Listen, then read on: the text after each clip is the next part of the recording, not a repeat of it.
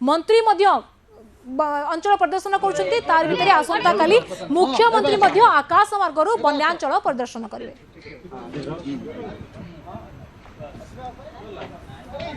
जाजपुर जिलार बरी ब्लॉक रे वर्तमान आम अच्छु ये हूँ बांकसाही पाखापाखि जो 200 फुट रु घाई अच्छी मो पछपटे देखिपे ये हूँ ब्राह्मणी नदी।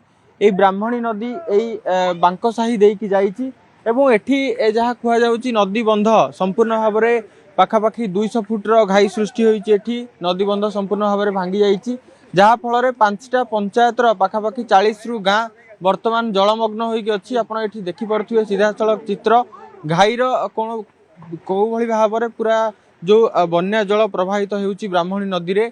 ब्राह्मणी नदीर कौ भली भाव में कराल रूप एठी देखैछि एवं देखि परुथिबे सीधा चित्र पूरा घाई जदि आमे देखिबा तबे पूरा 200 फुट पाखापाखि हब पूरा संपूर्ण भाव में भांगी देइछि एवं एई जो पानी जाउछि 40टा खंडे गाँ पूरा अफेक्टेड होइछन्ति। लोक माने बे जलमग्न होई अछन्ति बा कहि परिबा आमे पानी घेर रे अछन्ति।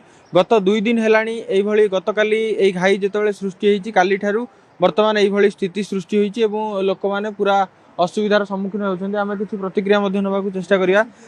केतेटा गाँ रे हेइछि वर्तमान केतेटा गाँ अफेक्टेड हेइछि वर्तमान एई घाई होबा जोगु आज्ञा केतेटा गाँ अफेक्टेड हेइछि एडी पाखापाखि 5 खंड गाँ अफेक्टेड घाई हेबा पई 5टा पंचायत टोटाली एपटे आमर एमुंड ठू शिवा छकटू नहीं कि बरुआ ठू नहीं कि पूरा बरी पर्यंत सब गाँ अफेक्टेड कौन सी गाँव में माने पानी पशिनी बोली आपण कहि परिबेनी। लोक सब पानी घेर रे अछन्ति सब पानी घर एबे पर्यंत पानी घर रास्ता रे बहुत पानी भी चलुची यातायात अवस्था ठप हो जाइछि। आ जहाँ तो देखुछन्ति एडी बारंबार आमे प्रशासन को माने कंप्लेन करिछु माने मासे 1.5 मास